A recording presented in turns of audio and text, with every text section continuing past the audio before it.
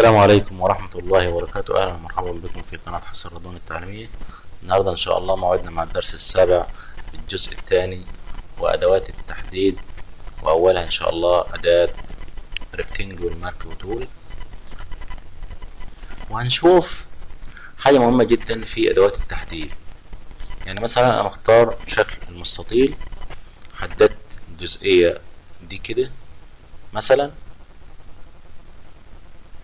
وانا التحديد ده عايز ازود عليه، عايز انقص منه. احنا طبعا خدنا الكلام ده في الجزء الاول عن طريق add to selection، وعن طريق subtract from selection، وعن طريق intersect with selection، وهو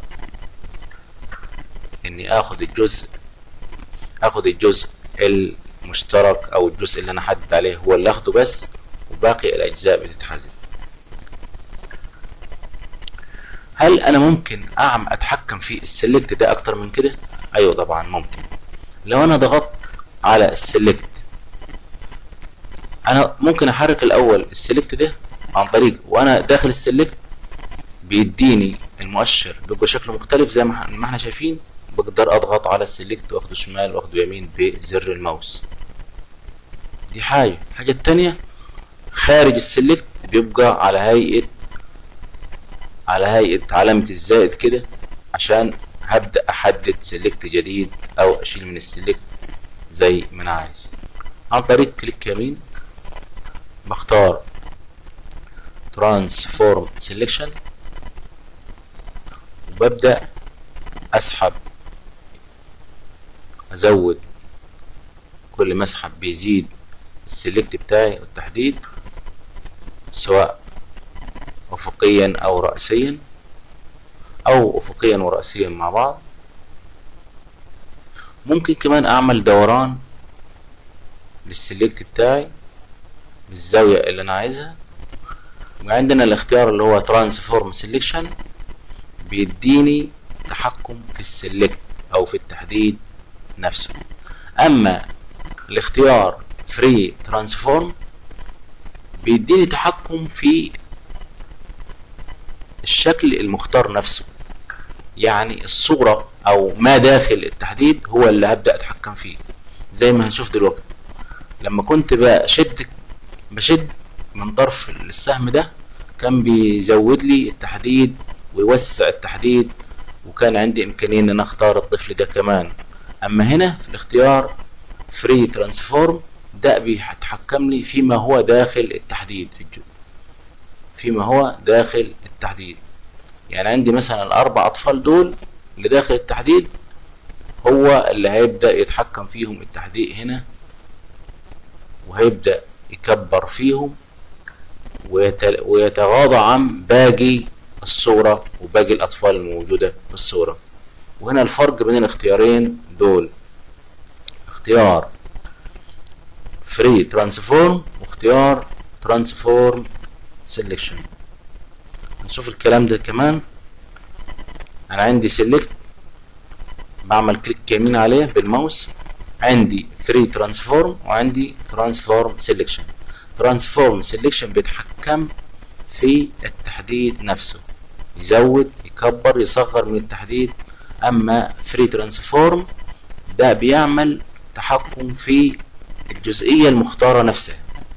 والكلام ده انا بلقاه في شريط الاوامر فوق عن طريق edit، تديني ترانسفورم فري ترانسفورم اللي بتعمل لي ايه، اللي بتعمل لي تحكم فيما هو داخل التحديد. ومن شريط القوائم سيلكت بيديني ترانسفورم سيلكشن، وهو التحكم في التحديد نفسه. بالنسبة لأدوات باقي أدوات المارك تول، وهو سنجل رو مارك تول وسنجل كولوم مارك تول. ده الاختيار الأول اللي هو سنجل رو مارك تول، بيديني خط أفقي بكامل المستند، بضغطة واحدة بيديني خط أفقي بعرض 1 بكسل.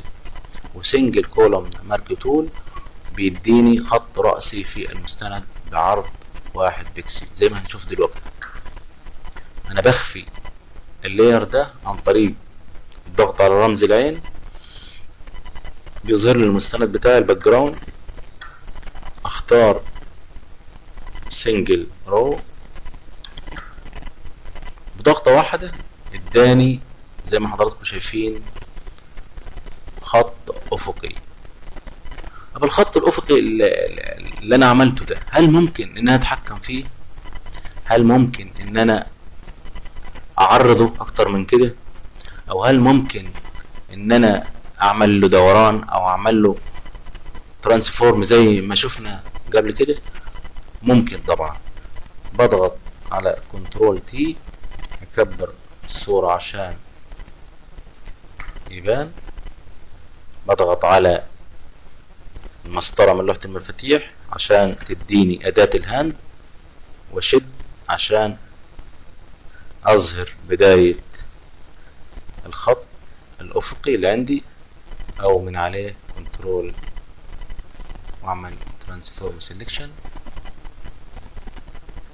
كليك يمين وانا فوق الخط الافقي ده، او زي ما احنا اتعلمنا من سيلكت بختار ترانسفورم سيلكشن.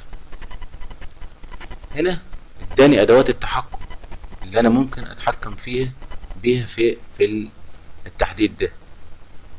ببدأ لو انا عايز اعرض التحديد ده او اصغر، اخليه بدل ما هو بكامل المستند ممكن اخليه في جزئية معينة.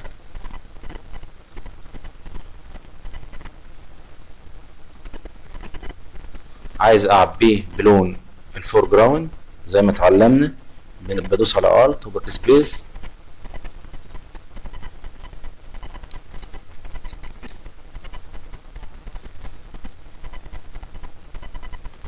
ليه هو معباش هنا السلكت ده؟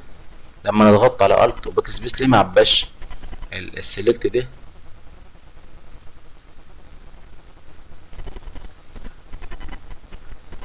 ليه معباش بلون الفور جراوند؟ لان هو هنا في الترانسفورم ما يعبيش، يعبي لما انا اعمل كنترول وانتر او اضغط على علامة صح هنا يبدأ. ممكن لو انا ضغطت على الت وباك سبيس يعبي